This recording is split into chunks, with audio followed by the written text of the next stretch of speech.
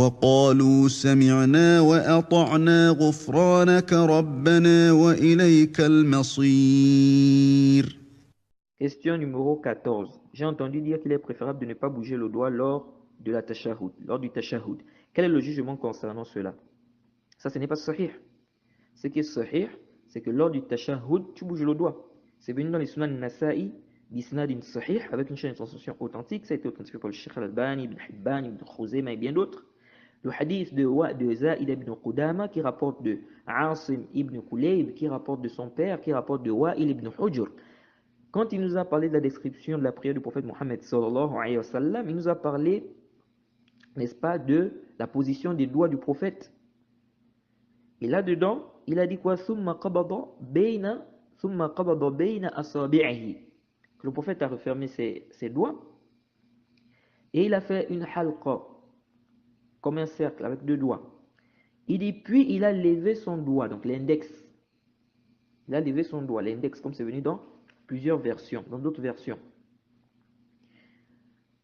Et qu'est-ce qu'il a dit? Il dit fara'aytuhu yuharrikuha yad'u biha. Il dit je l'ai vu bouger cela et invoquer avec. Donc il a bougé son index. Donc ça nous montre clairement ici que la sunna c'est de bouger le doigt. La sunna c'est de bouger le doigt. Et ça c'est l'avis qui est juste. Contrairement à ceux qui ont dit que la partie qui dit bouger le doigt là c'est shadh, c'est marginal. Ça ce n'est pas sahih. Ça c'est pas sahih. Parce qu'ils disent que non, Zaïda est le seul qui a ramené cet ajout là. Nous disons d'abord, c'est pas à chaque fois qu'un rapporteur est le seul à avoir cité une chose que ça devient forcément shadh. Non. Et savants comme l'imam al-Bukhari, l'imam Ahmed et bien d'autres, ils regardaient les qara'in, les indices. Ils regardaient quoi?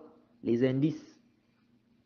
Surtout que quand on regarde, il n'y a pas réellement une contradiction entre ce que Zaïd a rapporté et ce que les autres ont rapporté. Jade.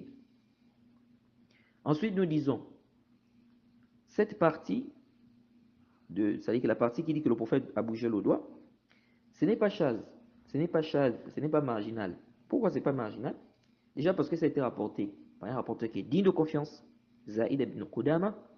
Et Zaïd ibn Qudama, il ne rapportait pas un hadith s'il n'a pas entendu ce hadith-là 3 fois. Il ne rapportait pas un hadith s'il n'a pas entendu ce hadith-là 3 fois. Donc ça prouve qu'il a bien mémorisé son hadith.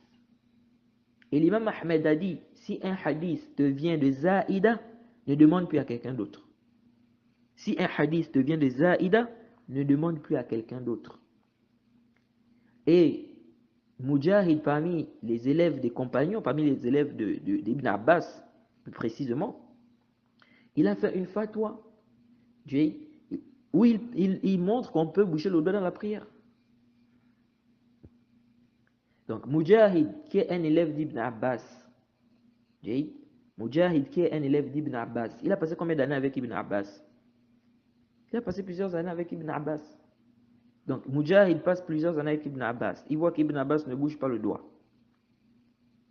Et lui, il vient faire une fatwa montrant qu'on peut bouger le doigt dans la prière. Oui. Et en plus, ça c'est l'avis de l'imam Malik. Et l'imam Malik, c'est connu, n'est-ce pas, que l'imam Malik,